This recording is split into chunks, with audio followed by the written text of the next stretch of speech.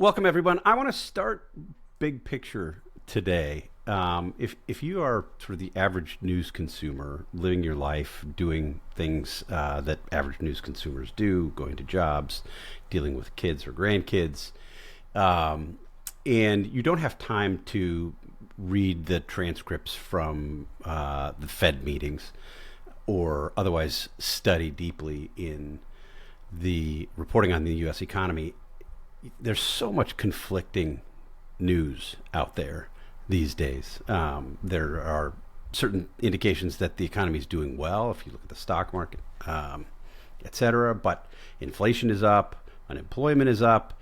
So I want to just take a big picture look at the U.S. economy and try to help people understand kind of where we are, where things are going, short term, long term. And I'll start with you, Megan. What's your sense? If I were to ask you the simplest question possible, is the U.S. economy doing well? How would you answer that question? It is fragile. That, look, stock market's doing well, but if you actually look at the stock market, there was a great report out from Apollo Management a while back showing that it's functionally all, not all, but it is largely driven by a handful of tech firms and kind of tech adjacent firms. And similarly, the job market, unemployment's 4.2%. That's not bad. But we're getting big layoffs at companies like Amazon. Full disclosure, Jeff Bezos, who founded Amazon, owns my employer.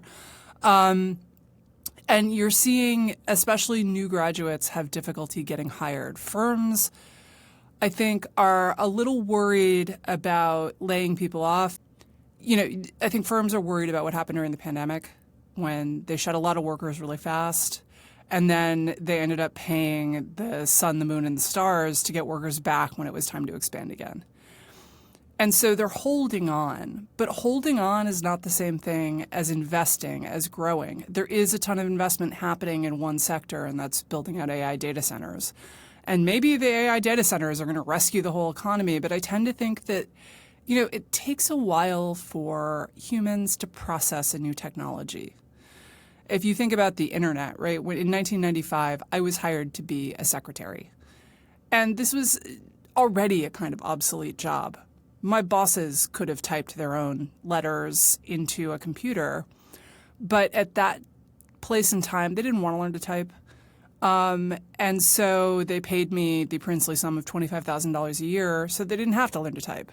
Now, eventually, we got to a point where people looked around and said, people are coming out of college, they know how to type. I'm not hiring someone, a secretary, to sit in front of his office and look pretty, or so we lightheartedly hope. And the secretary started going away. And I think that's what you will eventually see with AI, but I think it is going to take longer than people think because it just takes time for organizations to adjust. Bosses are reluctant to fire. And so all of those things together paint a picture of an economy that's a little bit in stasis. And some of the stasis is bad. Inflation is well above where the Fed's trying to target. Where we have one potential bright spot, but then we get a lot of dark spots on the horizons, including tariffs, including China's retaliation, including rising geostrategic tensions that are going to screw up trade, even apart from the tariffs and China's retaliation. And so overall, I would say, B minus and probably heading in the wrong direction. Kevin, Megan mentioned AI, and I think her direct quote was largely driven by a handful of tech companies, the current stock market, which I think is correct. I think that's the way most people view this latest run-up, sustained run-up in the stock market. Are we in an AI bubble from your perspective? Well, I think Megan maybe even understated how much data center construction has been driving the economy over the last year or so. Furman at Harvard calculated that U.S. GDP growth outside of AI data centers was only 0.1% in the first half of the year. So if you take that out, there's essentially no economic growth. So there is a very, very large footprint there that is subject to short-term change and revision, as these business models and business environments change. the decisions about how fast, how big to build, those things can change pretty quickly. And so when you've got an economy that's as big and complex as ours, but it's essentially, at the moment anyway, dependent on one industry for most of its growth, that's a dangerous and an unhappy situation. I don't know whether the AI industry itself actually is a bubble. Yes, it's a bubble in the sense that there's a lot of speculation. There's a lot of irrational exuberance, as someone once put it, in the market. Whether that's the early stages of a new technology coming out or something that's really truly destructive, I don't really know. I think there's a 50-50 chance that 20 years from now we look back and say, it seemed like AI was going to be a bigger deal than it was. Now I may be completely wrong about that, but I don't think that it's yet at the point where we entirely know what its economic ramifications are going to be. We've already been through a couple of big technological revolutions in our lifetimes, all of us. The personal computer, when we were all pretty young, really changed how people work. The internet certainly changed how people work. AI probably is going to change how people work.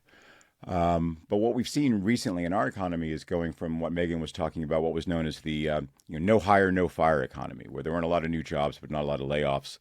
And that seems to be changing, where there are, Amazon's having layoffs. UPS, I think, now has 50,000 fewer employees than it did a year ago.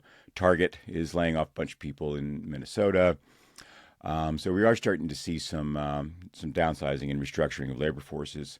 Kevin, let me jump in there. That's something that's going to weigh on people a little bit, Let me jump in there and ask you specifically about Amazon to follow up on that, because it seems we've been hearing these warnings about sort of the coming the end of white collar work, depending on who you listen to, but a coming transformation in the workforce based on AI and what AI is able to do.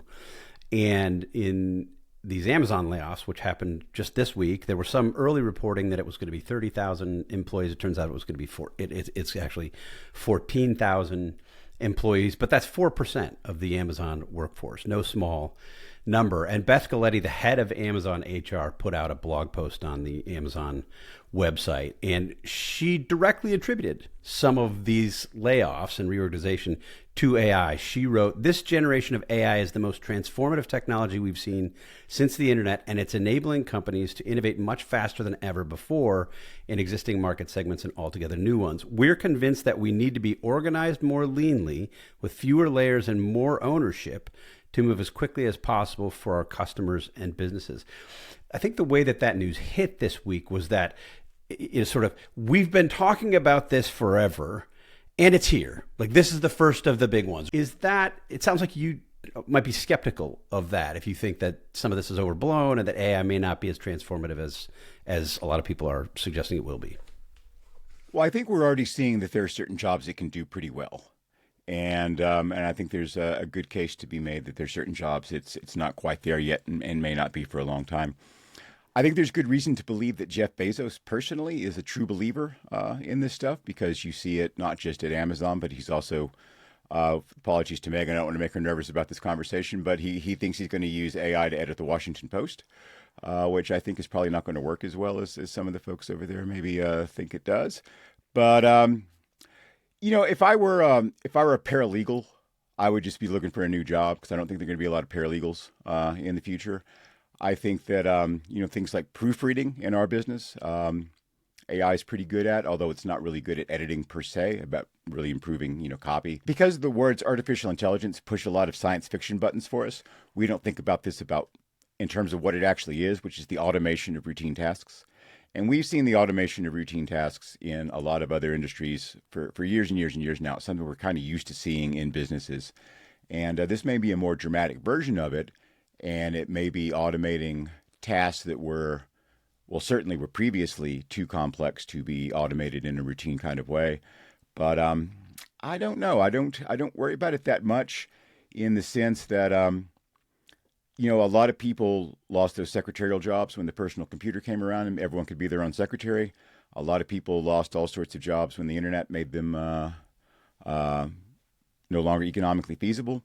But those people went on to do other things. Our economy typically churns through about 1.5 million jobs a month anyway. And that's a lot of jobs. But we end up having, net gains in that stuff because human action and human labor and human attention are inherently valuable. And I think we'll find new things for people to do. It'll certainly be disruptive in a lot of occupations, but I don't worry about it being some sort of, economic dystopia where suddenly human labor is no longer valuable. I think that's just, that's kind of upside down Malthusianism. Well, it'll be interesting to hear from AI Kevin in 2 years when we're living in that dystopia saying, boy, real life Kevin got it so wrong 2 years ago. Yes, artificial intelligence will never replace organic rage. So, Jonah, are you worried about the AI file replacing the G file anytime soon? No, I'm not worried about that kind of thing. I'm sort of between Kevin and Megan on this. My frustration with the AI thing is, it's not quite the Peter Thiel. We were promised jetpacks and we got 140 characters, but it's closer to that. Like, it's it's transformational and revolutionary in service industry. I was told that it was going to come up with all these new molecules, and we were going to be able to build cities that look like 19th century Vienna much cheaper and much more quickly, and that we were going to get that kind of stuff, that it was going to figure out compounds that, because it can compute combinations of molecules and in billionths of a second, that it was going to come up with new things for cancer and that. And instead it's like, oh, it's getting rid of the reservation desk at the rental car company. Well, okay, interesting. Like, I hear more and more people saying that it's going to have the kind of productivity boost that the internet had. Okay, that's not a small thing. It's also not as big a thing in retrospect as maybe some people thought at the time. And so it's somewhere in there. In terms of the broader question about the actual economy, I don't think the people's attitudes about the economy, I mean, the extent that the AI stuff matters to the broader mood about the economy, I think it is one of the sections of the orchestra creating the mood music of uncertainty.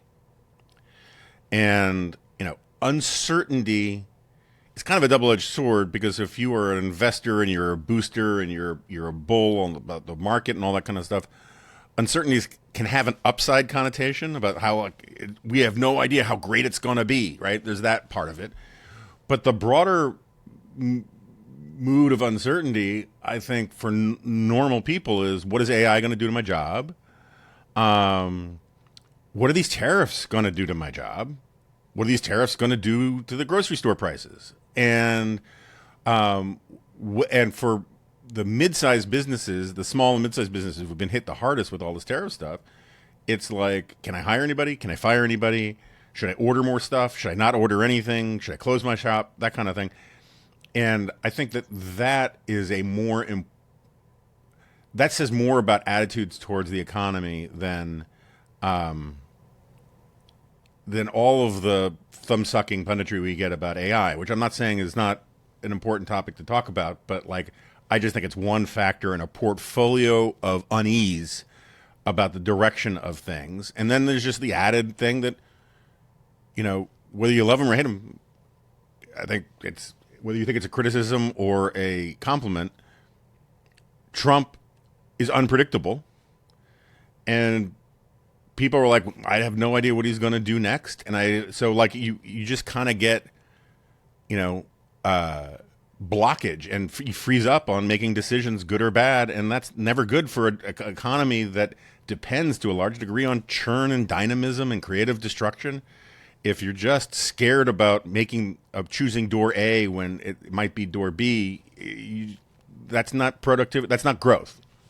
So if I would have asked you at the beginning of the Trump administration, let's say it's January of 2025, what your expectations would be, 10 months in for the economy under Donald Trump.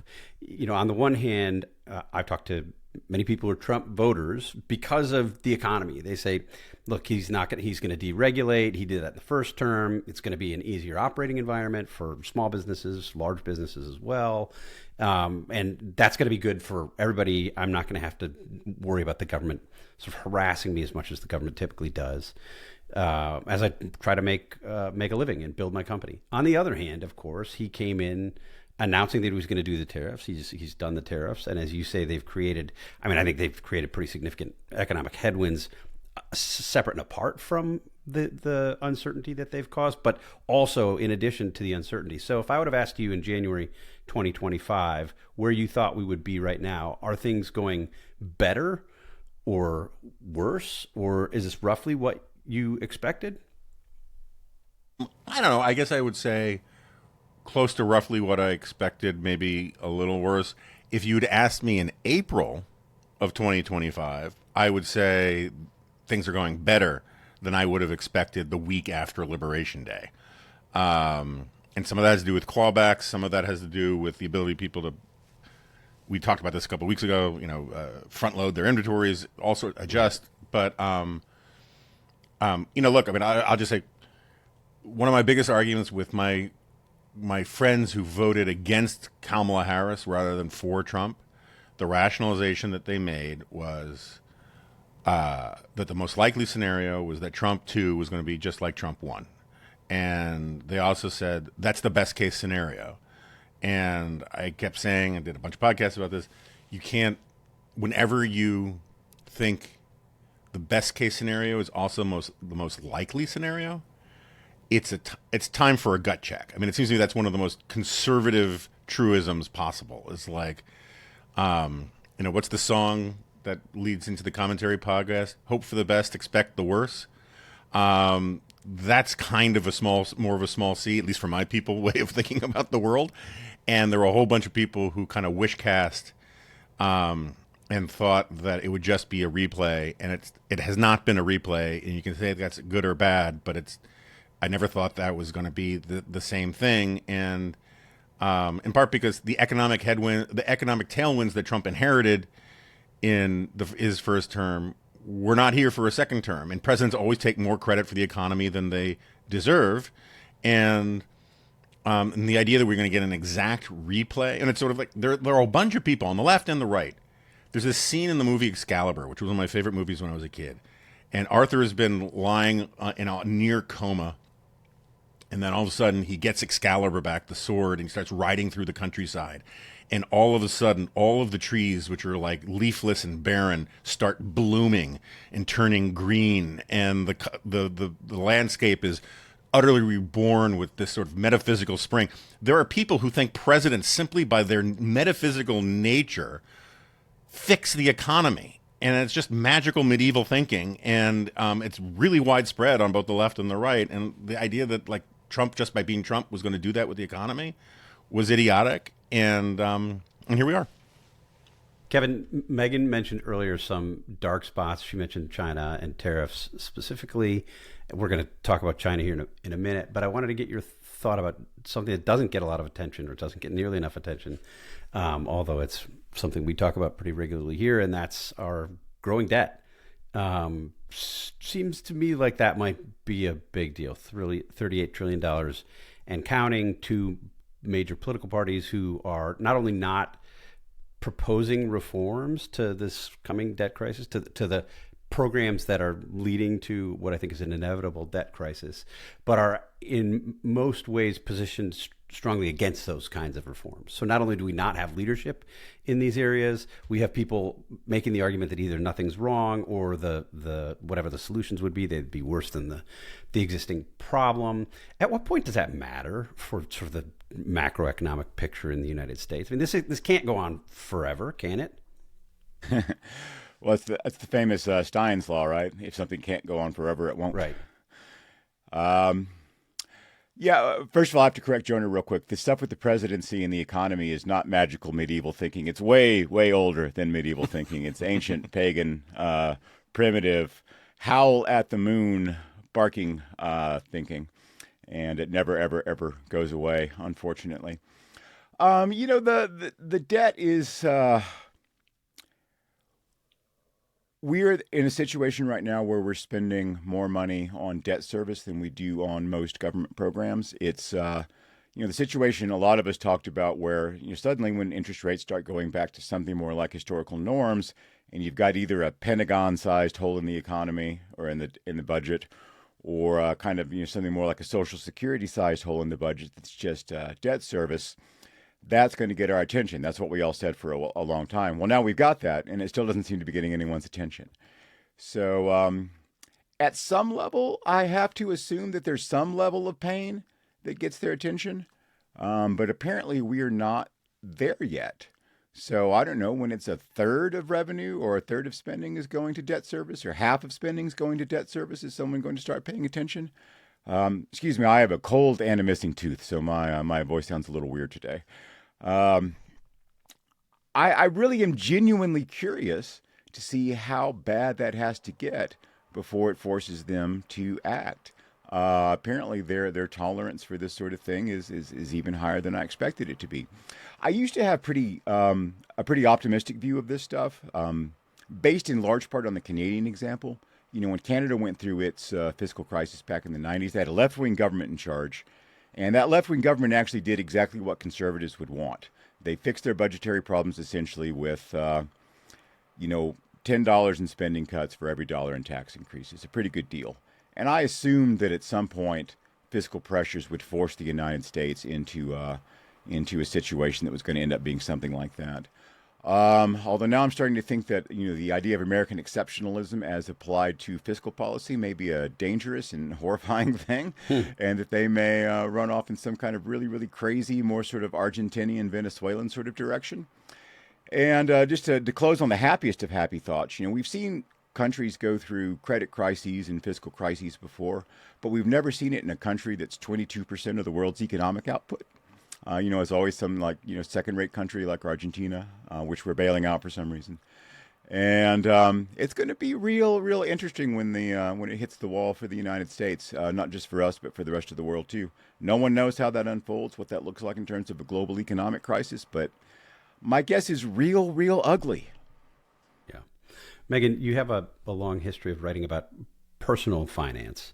If somebody listening today is an investor thinking about sort of what should I be doing in these moments? And I'm not asking you to give actual investment advice. And of course, we would caveat it that past performance is not indicative of future results. But should investors in this moment sort of be confident? And is it the case that the old saw about investing in the stock market in particular? Yes, there will be down times, but there's this long history of the stock market always recovering and doing better, and you're best to invest in the long term. Does that still apply in this moment? Well, past performance is no guarantee of future results, but it is a better indicator of future results than random guessing. Look, I went to the University of Chicago for business school. The thing they hammer into your head over and over and over with an actual hammer, if necessary, is that you can't beat the market. And let me explain what that means, which is not that no one can ever beat the market, but that on average, there is, like, when you look at returns, they are pretty much normally distributed. The people who do actually beat the market tend to make about the cost of paying them to actively manage the money. And so for most people, the correct strategy is just to go with the herd, put your money into the stock market, and with some hedge in bonds, also, in my opinion, some hedge in international. So I split my portfolio 70-30 U.S., rest of the world. That said, we've been in a really long bull market. Price to earnings ratios are really high. Can this go on forever? We are going to have boomers who are trying to divest all over the world, not just in the United States. I am not super optimistic about our fiscal adjustment. Like Kevin, I look around and yes, there's examples of Canada and Sweden and Denmark and so forth. But in fact, the more common examples are that you get different groups competing to not be the people who bear the burden of adjustment, and they just put it off until there's a crisis, or until one side wins so decisively that they understand that they will bear any political costs for not doing the adjustment. We don't look like we're close to that, which means that the alternative is that we're probably going to have a fiscal crisis. And it is really hard to say what to do in a fiscal crisis. Like, one reason our markets are doing so well, not the only reason, I do think I am maybe a little more bullish on AI than Jonah and Kevin. And I would say that, when you say, well, why is it so underwhelming right now? I mean, I don't find it that underwhelming. I use it every day. I use it for a lot of stuff, including fact-checking my columns and editorials. But also, if you look at cars in 1890, you look at them now, and they're like things you buy for your 5-year-old to potter around in the driveway in. It takes a while, but it does happen. Eventually, someone comes along, invents the Model T, and then we're off to the races. But one of the things that is driving the investment in the U.S. stock market is just that everyone else looks worse. It's not that we look good. Correct. It's that, when I talk to investors, they're like, okay, where am I going to put my money? Can't put it in China. First of all, they'll expropriate it. If I invest in a physical factory, they're going to, I'm at risk of expropriation. I'm going to get hassled by officials for various things, and they're going to steal any ideas I have. You want to put it in Europe? Demographic problems, slower growth than we have, depending on the country, worse debt problems than we have. I mean, the UK is in really bad shape right now. You want to put it in South America or Africa? There's just not that many places that look good right now. And so we're getting a ton of capital. Yeah. Despite Trump doing the tariffs, which is going to naturally, through the magic of international trade accounting, should be slowing investment into the United States. It's not slowing it that much because no one else knows where to put their money. And that makes it hard to know, how do you hedge against this? Right? As an economist said to me a while back, the problem with trying to hedge against a debt crisis in the U.S. and a collapse of the U.S. dollar is that if that happens, everything is so bad that, what you really, your hedge at that point is not gold, it's canned goods and ammunition. And, and that's kind of where I am. I keep on keeping on because I can't figure out a good hedge against the situation we're in. But that doesn't mean I think the situation's good. It just means I can't figure out a better alternative. Yeah, I mean, I think you're absolutely right about nowhere else to go with your money. I had a conversation not long ago with someone who's a decision maker in a sovereign wealth fund who made that exact point. He's like, look, we're worried, we're nervous. We look around, some of this stuff makes us nervous, particularly rule of law questions, sort of open corruption questions that make the United States riskier than it has been, even in our recent history. But he said, as you did, there's nowhere else to go. What are we going to do? Go to China? They're not going to China. They're not going to invest in Europe, at least not at scale, not at the way that they have been in the U.S. Before we move on from this topic. And I would add just one more thing, that I think that actually creates a problem for us because it blunts the signal that policymakers should be getting, that this is unsustainable. Yes. It could end really badly. And markets would like to deliver that signal, but they can't figure out how. So they're not. Yeah, and I think that's allowing this to go on and things to get worse and put us in a worse position for a bigger crash. So I suspect that many of our listeners would like to know which canned goods Megan is stockpiling, because she is. We are not looking for more sponsors. Yes, we're not looking for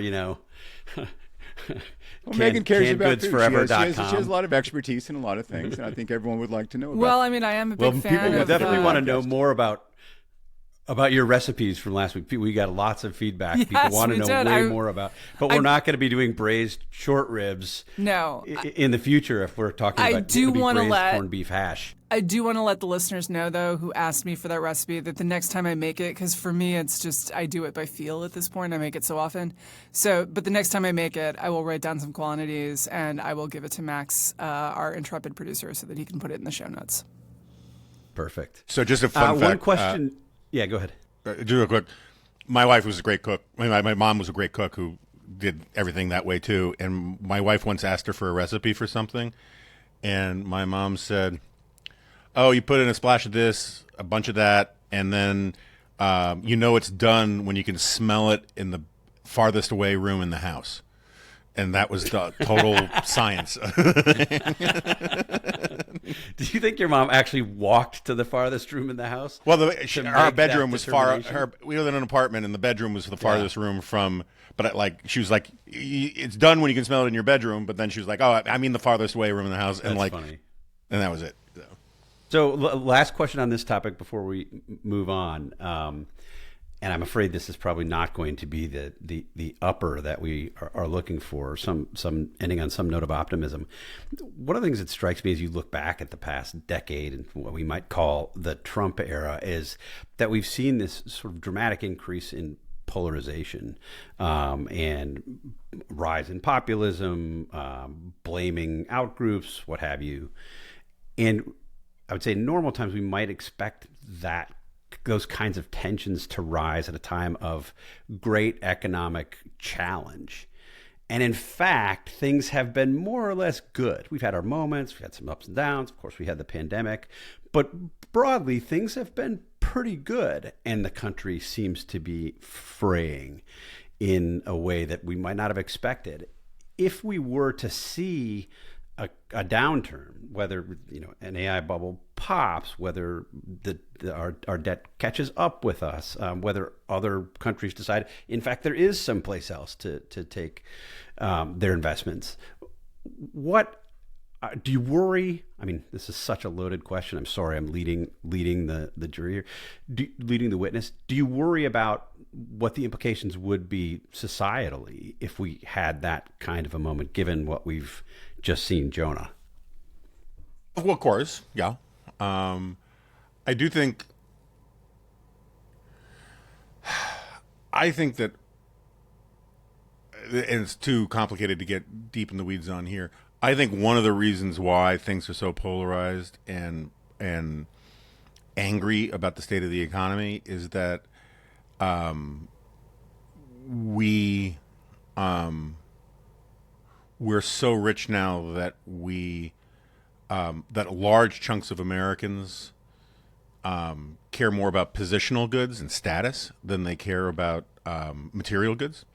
Fred Hirsch, an economist in the 1970s, coined the idea of a positional good, and all positional good is, it's sort of like a Veblen good, but a positional good is like, if it's zero sum. If you have it, someone else can't have it. Megan and I, the first time Megan was on the Remnant podcast, we talked about this in the context of dog economics. Yes. Parks are full of sticks, but there's one stick that all the dogs want, and because actually what they want to be is the dog that all the other dogs chase. That's the positional good. There's sticks enough for everybody, but that's not the point.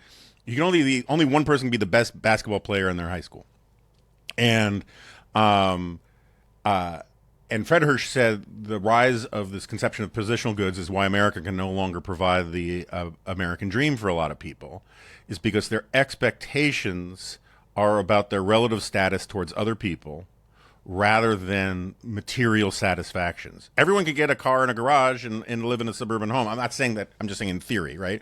And then all of a sudden you start competing with people about who has the slightly better car, the slightly better driveway, the slightly better bathroom, whatever. It's that kind of thing. And I think social media and a lot of other forms of media heighten that, where we're watching people curate their lives to live better than other people, even though they're not actually happier than other people. They're just pretending at it better. And I think that's one of the things that's running through the culture. And so in some ways, the only reason I bring that up is that in some ways I could see a massive economic correction having weirdly unexpected reactions culturally from people. I think a bunch of people who have been struggling, if they all of a sudden saw a lot of rich people become poor, their schadenfreude would make them a little happier than you might expect. That, oh, okay, finally they know what it's like, kind of thing. I think so much of the screaming about millionaires and billionaires has more to do with this status anxiety thing and envy than it has to do. Like, whenever I talk to progressives about income inequality, they very subtly and sometimes very quickly say, why don't you want to fight poverty? And I was trying to point out that, like, fighting poverty and fighting income inequality, there's a Venn diagram overlap, but they're not the same thing. There's and Megan's written a ton about this, about the journalists who define rich as just slightly, about 10% above what they make. There's a lot more psychology to the economy on this stuff than I think people are accrediting, and they just want to put it down into this dollars and cents stuff. And I just don't think that's where things are going. And so I just think that means if there were a major correction, the response psychologically would be more interesting and more unexpected than a sort of static, oh, people are going to be pissed when they get poor kind of thing, which is not to say that wouldn't happen, but I think there would be other things going on. Yeah, I think that's Megan? right. But I also think the concept of positional goods is really smart, and I really like the way you put it, Jonah. But I would add that another thing people want to buy as they get richer is insurance. They want to buy protection against anything changing for the negative in their life. And I say this as someone who buys a ton of insurance. I buy basically all the insurance my employer offers. I got the accident insurance. I got the hospital insurance. I got the freak, random weather occurrence insurance. I don't think we have that, but I would buy it if we had it. Hey, Megan, just very quick on that. Do you always click yes to the travel insurance thing? No, travel insurance is a scam. So no. I buy a lot of. Everyone should get disability insurance. If you don't have it, run, do not walk, and get some disability insurance. This is the way that Americans are the most underinsured in their lives, actually. But that's what people want, right? And so part of the drawback, part of the real downside of, I think you saw this in the Great Recession, right? The problem was not that people were starving. There were people who were losing their homes. It was really tragic. Who had bought homes that they could not afford and who lost them when the downturn hit, or who lost jobs and then could not afford homes that they could afford before. But it wasn't that people were starving, and it wasn't even that many people lost their homes in a really catastrophic way, because we did develop, in fact, a lot of mechanisms to do short sales and let the bank eat the difference, and all of these ways to get people out from under the mountain of debt that they had acquired that was not sustainable. We had a lot of generous stimulus programs. What did they lose? They lost security. They lost the feeling that everything was going to go up, that they understood how the world was going to work, that they could plan. And I think that, that time it happened with a backstop of the government has plenty of fiscal capacity. We entered the Great Recession. It is incredible to contemplate. For all the complaints about how George Bush was profligate and he ran up the deficit with his unsustainable tax cuts, he'd actually stabilized the deficit at a third of GDP, which is a very, very sustainable ratio. We can argue about whether it should be zero, but the country can carry that basically forever. And then Obama ran it up to about 75%. And then Trump ran it up to about 100% during the pandemic. Trump and Biden. I do not want to let Biden off the hook. And it's a very different, and we've got, these massive deficits. Our interest rates have gone up. The money is not free, basically the way it was during the 2010s. So when we go in, you're not only going to lose your personal security. We may well lose the feeling that the government's got this, that they can step in. We might have to do a fiscal adjustment during a recession or a financial crisis, and that would be catastrophic. And so if you think about, that's basically Greece is having to do a fiscal adjustment downward at the same time as your economy is contracting for other reasons. So I think it could be real bad. Let me just say, I am not sure that people will be comforted by seeing the billionaires lose everything if they are losing a lot of their forms of insurance, including their retirement and other things. Kevin, I waited to go to you last because I just was certain that you would provide a dose of optimism after Jonah and Megan. Do you have anything that might make us feel better about the societal consequences of an economic downturn? Well, I think the lesson to take out of the situation that Megan has just lined out for us is a very old piece of wisdom that we should have been paying attention to for a long time, which is do the hard stuff in the good times. when you've got lots of options and resources and choices about what to do. And that's one of the great things about living in the United States in such a prosperous society with so much kind of, historical real capital and social capital to go on, is that when the world throws problems at us, we've still got lots of options. We've got lots of choices. Even right now, we've got lots of options and lots of choices. There are a number of ways we could stabilize our national finances that would be unpleasant for some people, yes, and they would require some political costs and a level of prudence and patriotism and courage that we don't currently see in Washington.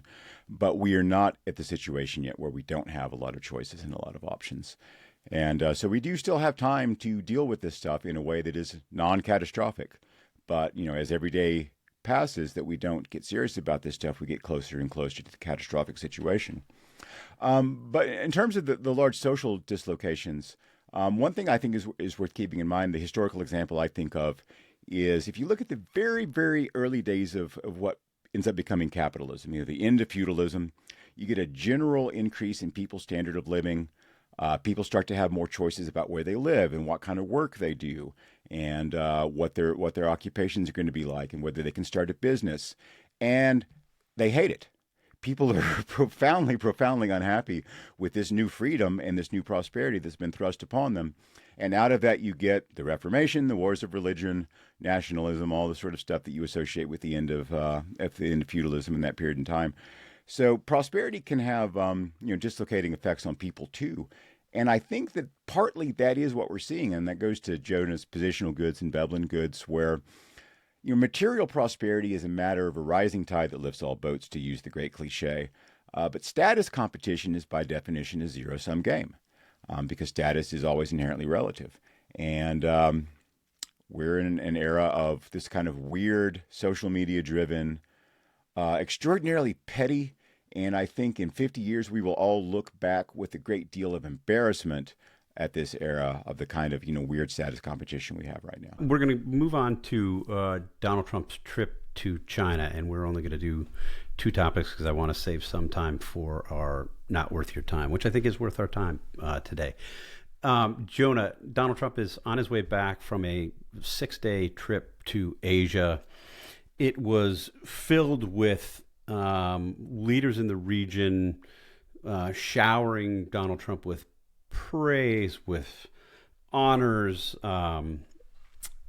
just the kind of treatment that Donald Trump loves to get. I think that our allies have learned to provide him. This was similar to what we saw when he took a trip to the Middle East. And less, I would say, concrete deals, but sort of vague understandings, I would call them, in places like South Korea, Japan, and most recently and potentially most significantly with China. What, in your view, was Trump trying to accomplish on this trip to Asia, and how much progress did he make? I want to be really clear. I have no friggin' idea. I mean that kind of seriously. I think you're absolutely right. Everyone's figured out how to respond to Trump. In some ways, he's kind of like the pain in the ass frat guy who insists that everybody call him Hondo or something, right? And like, if you do, and so like, it's like, everyone thinks it's kind of stupid, but like, he's such a pain in the ass about not being called Hondo and won't let it go that all right, Hondo, whatever. It's like that kind of thing, right? Everyone, oh, you were just so brilliant. You're so smart. You're so great. I love your Musk. And so it's impossible to figure out whether these are actual pivots of policy from these different nations, or are they just trying to sweep Hondo through the palace, court and get him out of there without causing too much trouble. There's a lot of chatter out there that you had us read this piece by Ben Smith over at Semaphore that maybe Trump is trying to do a kind of a version of Nixon to China thing, but more of a just sort of a capitulation, because it turns out that China learned a lot from Trump 1. And sort of to Kevin's, and I think China's having a rougher time than people think, but sort of to Kevin's point about do the hard things when times are good. They've been doing a lot of hard things for the last 6 years about making it more difficult for Trump to do the kind of damage to their economy that he threatened to do and did it, and experimented with in his first term. And they had a plan. They had a plan about buying soybeans from elsewhere. They had a plan for, onshoring this and working out relationships with their near abroad in all sorts of different ways. And they're on a rush to being able to take Taiwan. And it turns out that this is my suspicion that the Ben Smith piece is closer to right. It might be overstated, but it's closer to right than wrong insofar as I think Trump has realized it's too hard to be really confrontational with China if you have an addiction to positive headlines for the economy domestically. And, we've talked about this. One of the reasons why these friggin' trade deals are so, first of all, they're not trade deals. Actual trade deals are ratified by the Senate, Right. like they're actual things. These are like these handshake understandings, they're all the equivalent of. That may or may not ever really happen. I mean, Yeah. that's the other thing. They're the We don't equivalent know. of the golf tournament giant check. Like, Yes. maybe there's a real check that goes with it. Maybe there's not. But the giant check thing is the picture that ends up in the newspaper. That's what he wants. He wants the headlines. Hondo gets his headlines. And so, he gets these headlines from Japan, from China, from all these places. And we won't know for days, weeks, months, years, decades what are the details? What's the ground truth about them? But if you have that kind of addiction to you just want to be able to tout, he says he's ended 7 wars. Fact check, he's not ended 7 wars. But I think he thinks he just ended another one on this trip. That's right. I mean, that's what people do. I pick up, cheap leather goods when I travel abroad. He ends wars. That's just who he is. But my point is that if all you want is enough to have the press release, it's just too damn hard to actually substantively contain China. Like, it is the wrong mindset for it. You need, you need to isolate China and bring in your friends in the region. Maybe he's done some of that. I mean, the Japan thing seems to have gone well. And if this Westinghouse thing is real, that'd be good. That's good, But I just have no freaking clue. Well, I have to just first say, that's an acceptable answer. I love it when people say they don't know, because so much of what we do for a living, I mean, shows, podcasts like this, shows like the ones that we've all done over the years, there's such intense pressure to pretend that you know, because if you don't know, it suggests some gap in your knowledge and then people won't trust you. I think the opposite. And I used to say, I mean, when I was doing special report, sometimes alongside you, Jonah, if I'd get a question that I didn't know the answer to, I was happy, sometimes even eager to announce, I don't know. I mean, we did one special report panel on Cypriot monetary policy. This is during the Greek debt crisis. And I thought, I can't go on and actually pretend like I really know about Cypriot monetary policy. Like, I have no freaking idea. Where So have I you called some been for people the and last did some 20 reporting. years, Steve? When the rest of us were... Of course. But Megan holds a monthly salon on Cypriot Yeah, monetary you policy. should come. It's I mean, I great. wouldn't actually. Yeah, I actually wouldn't doubt that you know a lot about Cypriot I have- monetary no, policy, Megan. But I didn't. But I didn't, and I felt like this obligation to tell people kind of in advance. I forget exactly how I did it, but I think I said something like, "It won't surprise anyone to learn that I'm not an expert on Cypriot monetary policy." So I called a bunch of smart people. But anyway, forever on this podcast, it's acceptable to say I have no friggin' idea. Jonah's point about what Trump is getting from this, though, I think holds, and it's particularly clear in a comment that he made to reporters on the flight back. I believe it was on Air Force One, where he was asked about this China deal, which again isn't really a deal. We saw, if you look at where things were 3 weeks ago when China announced this ban on rare earth minerals, and Trump said new 100% tariffs. Trump, in effect, said, I'm calling off the meeting. There's no reason to meet because he's so outrageous, and we're not going to make any progress anyway. The meeting's off. This is all terrible.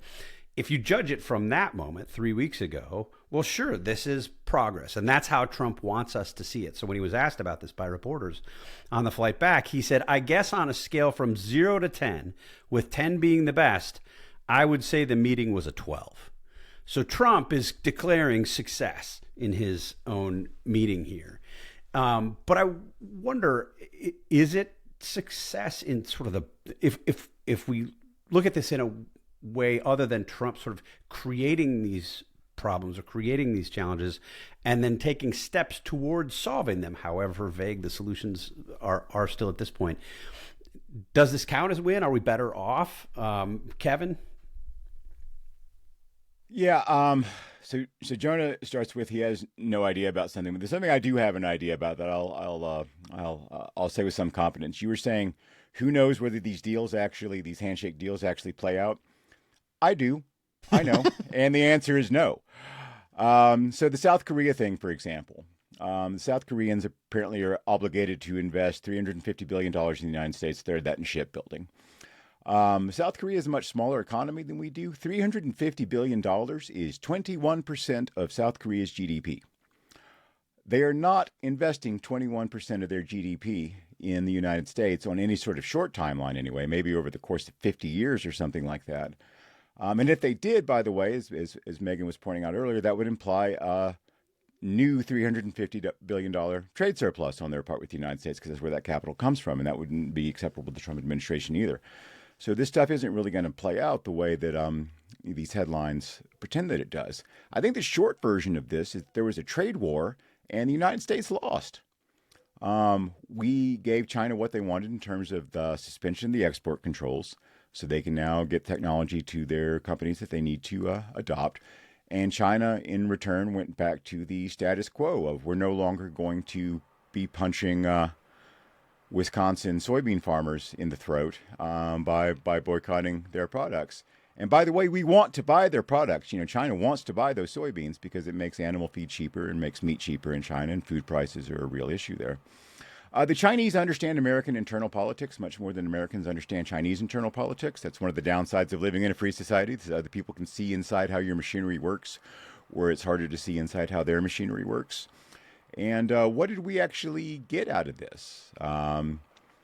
Nothing really. So they've got a temporary suspension of the controls they were going to put on rare earth exports. So that's just enough to disincentivize U.S. firms and European firms and the Australians and others from creating real alternatives to China. It still gives them the whip hand to use this in the future, which, they used it against Japan. They use it against us. It's still going to be there unless we start developing our own alternative sources to that. So, we got snookered.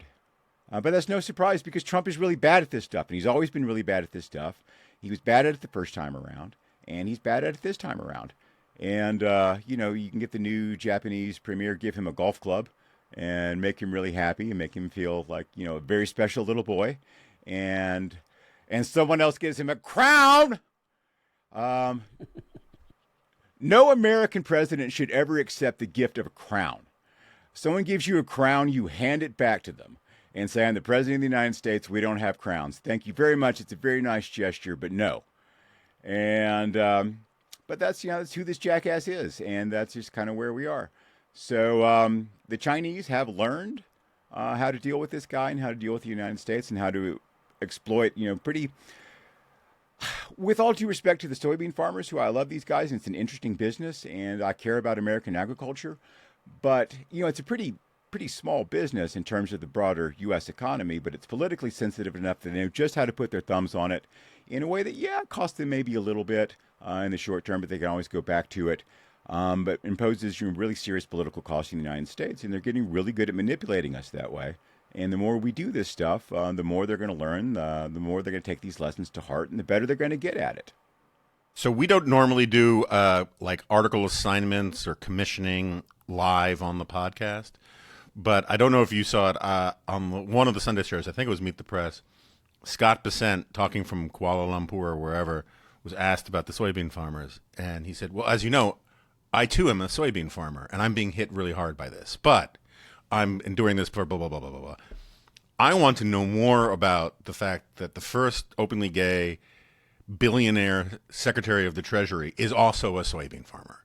And I think Kevin could do a wonderful piece somewhere in there profiling Besant on his days off, toiling the fields. Rising at dawn with him, strolling through the fresh plowed furrows, the sweet scent of the earth rising up through your nose as you look at the adorable little green shoots coming out of the ground, stretching towards the sun, his gaze fixed off, picturing how this will look when the verdant field overflows with soybeans. I think Megan is making a pitch to write it herself. Who says AI copy is bad? She doesn't want to leave this to Kevin. Kevin, you better pay heed. Do you know where Besant's soybeans are, where he owns a farm? I have no idea. It'd be awesome if it turned out it was in Brazil. He does have some farmland. I mean, this is a true thing. I mean, I'm sure it would be the weirdest thing in the world for him to make up. Well, I mean, there's a lot of rich people, though, who like to get agricultural exemptions on their estates. Yes. They'll have like some sheep, or they'll plant a little bit of acreage and something. There was a really funny example of I forget which island it was in Maine, where the rich people got really mad when they changed the rules and they couldn't have enough sheep on the island to keep their agricultural exemption. It was like something. I think it was something to do with the runoff of the excrement. But it's like, so I'm not sure that Scott Besant really deeply is deeply invested in the soybean industry, but it would be fun to find out. The New York Times did a wonderful story about, it's probably 10 years ago now, but where they were running down the addresses of where farm subsidy checks go to. And there were like 493 in Manhattan. Yeah. Yeah. Kevin, you better pay heed because, Hondo is the editor-in-chief. So if he suggests a story to you, you better call him Hondo and actually do it. I've actually been on a soybean farm within recent memory, so I can run out there and do it. Just let me know where to go. Okay. Megan, last word on this to you. We spent a long time, a couple weeks ago, talking about soybean farmers and how they were sort of on the getting the raw deal in these fights and potentially devastating effects, certainly in the short term. But now those are off. Those have been stepped back, and the Chinese have agreed to buy lots and lots of American soybeans. Isn't that in and of itself a win of at least some sort? By curious coincidence, I had a cold a few weeks ago. Trust me, this story is going somewhere. And this caused a little tube that runs from your ear into your sinuses called your eustachian tube to seal itself shut. This happens to those of us who have not been blessed with large, meaty eustachian tubes. But the result is it's basically like if you've gotten stuck, when you're on an airplane and you land and your ears get full. It's like that, but for 2 weeks. And I was just getting to the point where I was thinking, I probably have to go to the doctor and see if and get some steroids basically to reduce the swelling so that, because there's air trapped in there, right? The pressure is not equalizing between the inside and the outside. So your ear feels full. It hurts a little bit. And then I was sitting in a meeting yesterday discussing the tariffs and Trump's trip to Asia. And my ear popped. And I cannot even describe the relief. It's like suddenly, for the first time in 2 weeks, I could hear out of my right ear. I didn't feel that feeling of pressure. It was great. And it would that sweet relief felt like it was almost worth 2 weeks of having to ask people to sit on my left side. And that is how I feel about this Asia trip.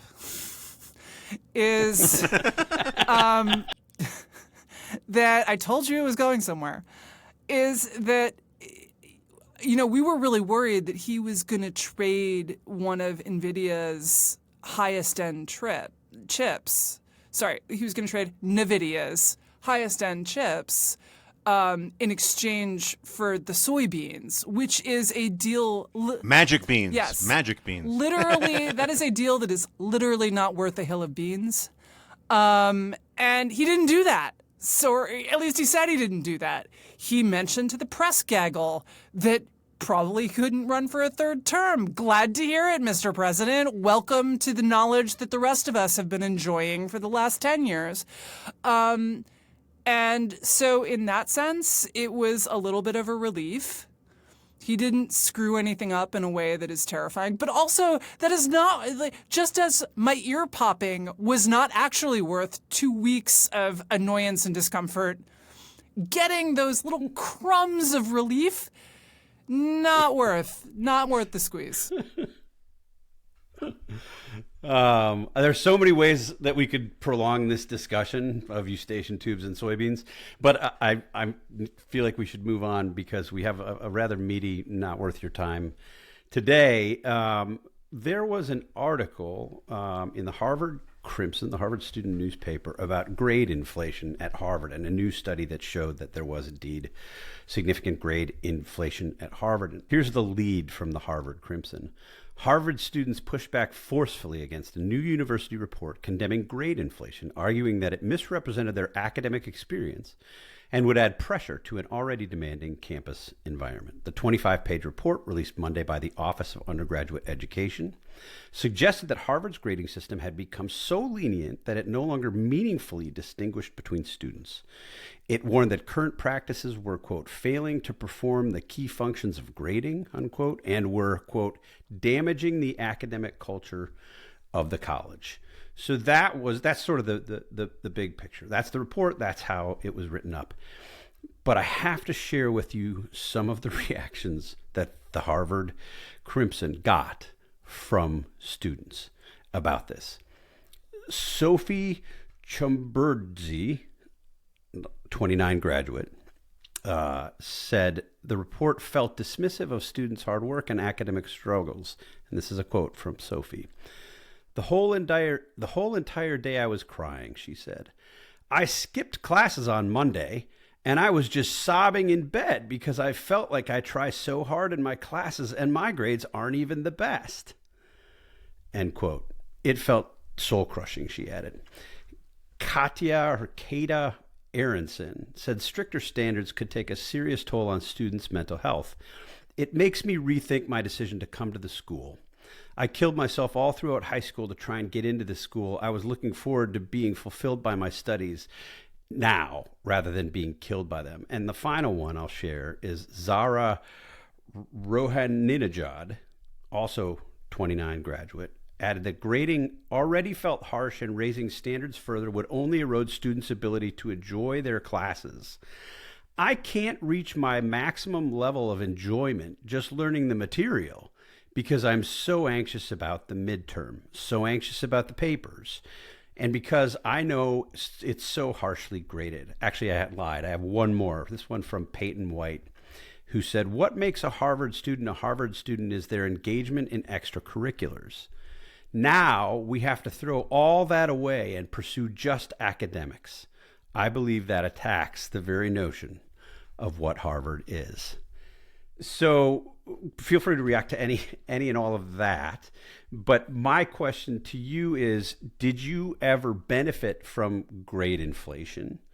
And I realize that we risk here, because we're all Gen Xers, I risk setting up a discussion that feels like the, walking to school backwards through the snow kind of recollections. But question is, did you ever benefit from grade inflation? Was there a specific class in which you got a higher grade than you deserved, or one in which you got a bad grade despite what you thought was your strong performance? And Kevin, I will start with you. I had a really great English teacher in high school, and I remember turning in an essay to her one time that she was so displeased about that she refused to grade it, and she handed me back the paper with a note on it that said, "This is the skeleton of what I hope one day will be a pretty good essay." And I redid it. I went to the University of Texas, which has a really good academic reputation right now. I don't know if it deserves it or not. It didn't have such a reputation when I was there. It was kind of a school you went to because it was in-state and relatively easy to get into. And I remember I had a statistics class in which one of the final exam questions was, if not literally this, something very close to this. You've got 10 marbles in a hat and 3 of them are red. What are the chances of pulling a red marble out of the hat? 3 in 10 would be my guess. So I don't know if there was grade inflation, but there were certainly low standards in some things in college. And a sort of meta point here, though. I have a little thing I do where I track how often the New York Times mentions Ivy League school admission standards versus how often it mentions the New York City public schools. And my conclusion from this is that the people who read the New York Times care about Ivy League admission standards about 21 times as much as they care about what's going on in the New York City public schools. The policymaking discussion is always dominated by people like us who mostly went to pretty good schools and often went to elite schools. I think we pay way too much attention to this kind of stuff. I don't care about whiny little children at Harvard. I think Megan. I care about whiny little children at Harvard because eventually they will become adults. And they will, because they're at And your Harvard, interns.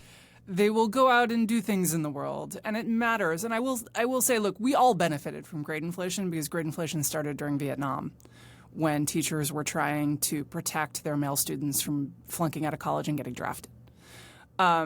C's were way more common before the 70s. They were a normal grade in the 60s. To get a C was just to say, like, yeah, you did okay. Not great, not special, but okay. And by the time I was in college, getting a C was like, whoa, dude, what's going on here? That just did not prevent me from racking up a couple of D's, but I was a late bloomer. But I actually think that it matters. I mean, first of all, it matters that you have conceived of college as the world's hardest summer camp to get into. And that is not a good way to think about it. There are cheaper, and like just if this is how you think of college, just stick them on a cruise ship for 4 years. Why bother with the classes at all? And I will also say that I think it is really beneficial and that schools have really been failing kids for kind of understandable reasons, right? There is this feeling that you have to get into a good college, that in order to get into a good college, you have to do well in high school. We've turned elite kids into these little resume polishers at the age of 8. In New York City, you can, and in Washington, D.C. now, you can literally look at parents who are getting their kids coached for their preschool admissions. Because if you don't get into a good preschool, you're not going to get into a good kindergarten. And if you miss out on a good kindergarten, how are you going to get into the right primary school? And if you don't get into the right primary school, I mean, forget about Harvard, right? So that process, that's really bad. It is a bad way to raise children. And I think the net result of that is that there is then this incredible pressure on teachers to raise grades at all levels because the results feel catastrophic if you don't get those good grades. I got a lot of bad grades at school. It was not ideal. Hilariously, not so hilariously at the time when I got into college, I applied to 10 schools because my grades were really spotty. They had improved and I had good test scores and essays, but the grades were hit or miss. And so I applied to what was then a really unusual number of schools. I applied to 10 schools. And I had 3 safeties, all 3 of which rejected me, one right after the other. They were the first 3 things I got. So now The safeties rejected you? Yeah, I think actually 2 of them waitlisted me. One of them rejected me. So now the McArdle family is in a full-blown panic. Panic, yeah. And then I got into Penn and Pomona, which were much better schools on the same day. It was a very strange experience, but it was actually a good experience that like my parents never grade grubbed for me. I had a teacher who was genuinely unfair and genuinely gave me an incredibly unfair and grade that would have been really harmful to me in the first semester of my senior year. My parents were like, this is a good opportunity for you to learn how to deal with authority. And eventually an administrator stepped in. It was an English teacher. And she was like, you are not giving Megan McArdle a C in your creative writing class. That is not happening at my Was school. Was she an English teacher, or was she a teacher who was English and she was taking it out on the Irish? Yeah, she was just an English teacher. I had unwisely made the mistake of making fun of her favorite poet, who I did not realize was her favorite poet. And it had all gone downhill from there. I think they might actually have had a relationship in the 60s. It was not good. So anyway, that experience, very helpful. And in fact, my favorite teacher in college was a guy who was my creative writing professor. And the first class we had, it was great. He got us to write an exercise. It was just like 200 words from a particular point of view, describe something for me. And the first kid, then we had to read them aloud. And the first kid who does, he just sort of leans back at his desk, he closes his eyes, and he listens. And then eventually an eye pops open and he says, "It's very interesting, Mr. Smith, but where, may I ask, was the narrator?" And this poor kid is like, "Well, it was only 200 words. I didn't really have space." He just looks at me and says, "Oh, I see. We're one of the exquisites, are we? Let's kill off all the characters in the first chapter and talk about moss for the rest of the book." And that was... This was a very good model for how he taught that class. He said, "I don't know how to teach you to write, except that you will write things and I will tell you about all the things that are bad, and then you will do fewer of those things, and eventually it will get better." And about a third of his students loved him, about 2/3 hated him, but he was totally formative for me and improved my writing so much. And I think that kids today, there are no teachers like that. That teacher could not enroll students. I've talked to people like Steven Pinker about this, right? Where these are incredibly famous and also really dynamic and interesting teachers. They can't get kids in their class if they're hard graders. And that attitude, I think, it really hurts, because you're going to go out in the real world, and let me tell you, the ability to have someone absolutely lacerate the work of your heart that you have labored on mightily, and to just roll with that and be like, "Oh, well, okay, I guess that didn't work out. Back to the drawing board." That is going to stand you in better stead than any extracurricular activity that you did at Harvard. Who is the poet you made fun of? May Sarton. I said, I didn't even make fun of her that much. I said it reminded me of Anne of Green Gables. That was not the right thing to say about May Sarton in front of my professor. Jonah, did you earn every one of the A's that contributed to your 4.0 GPA? Yeah, so is that the question you're asking, passive aggressively, because you know the answer to this? Got rejected. Hondo, I would never be passive aggressive. You're from Wisconsin. You would lose your citizenship if you weren't passive aggressive. I was rejected from every college I applied to. I was a massive underachiever. My high school ran on the trimester system, and all you needed to do to make honor roll for a trimester was have a grade point average above 85%. And I am the only student of my entire cohort who never broke 85% for a single trimester my entire time. I was so mad at my friend Michael Walden, who the fall of our senior year, because he was worried about college, actually made the honor roll. And I was like, "You left me behind. You never leave a man behind." And it was a pretty terrible experience in lots of ways. Were you just, if I could just jump, were you just not interested in classes? Were you doing I did really well in some some I did really, really well in some classes. you cared about? I cared about, and I clung to the side of the floating piece of wreckage for dear life in various math things and things I didn't care about, and language things that I didn't care about. And I went to a very bad private school, by which I mean there was always a debate about whether it was the worst school on the A list or the best school on the B list. So in other words, if you got kicked out of or couldn't get into a really good school, you went to NWYT Prep, which was then on the Upper East Side, and you had to be invited back every year.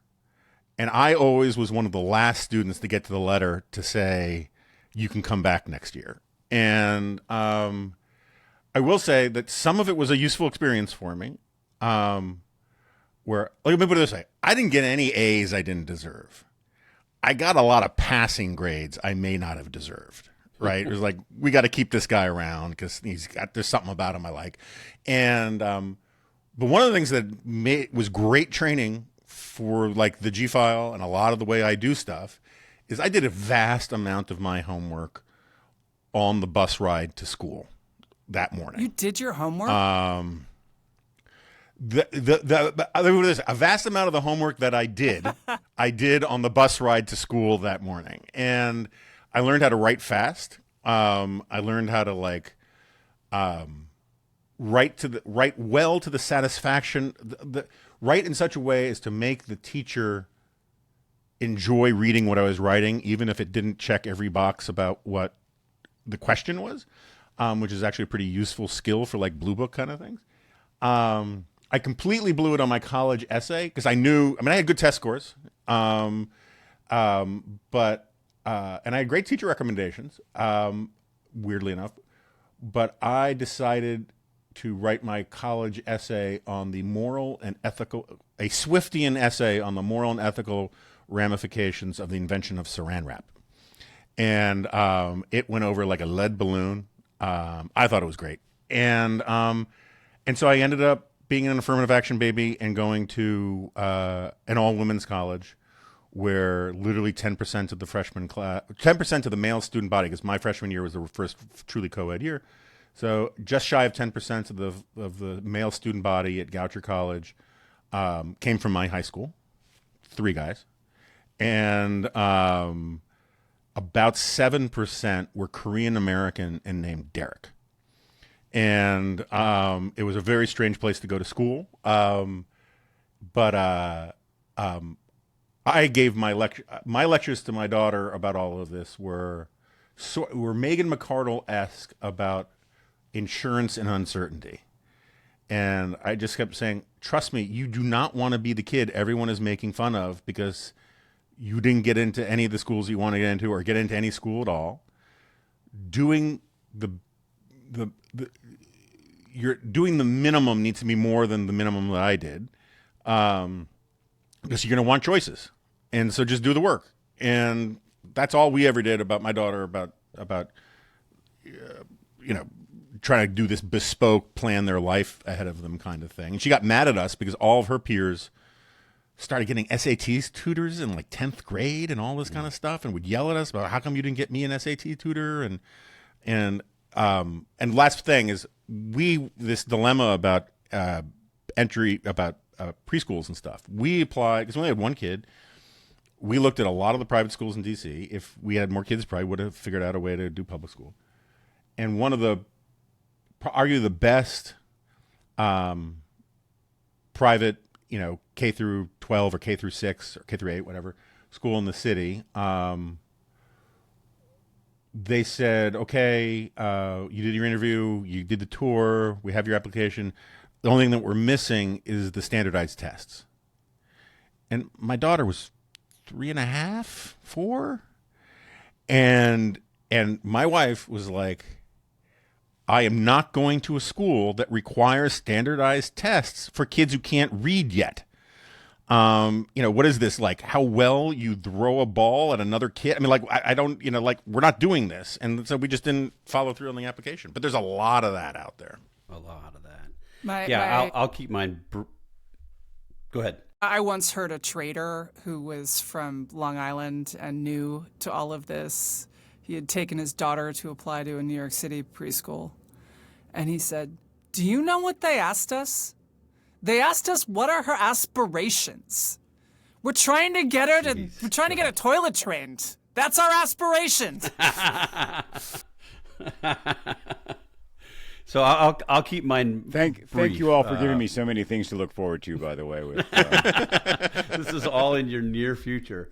So I was as a college student at DePauw University in Greencastle, Indiana. I was a double major in political science and mass communications. I loved my political science major. I loved parts of my mass communications major, the rhetoric classes, and a couple of the broadcast journalism classes. But being a double major, I had to take a seminar in each of my senior semesters. So I took political science my fall semester, which was, I think it was like race, ethnicity, and the politics of American national identity. Basically, all of the things that we're talking about right now, that was my senior seminar there.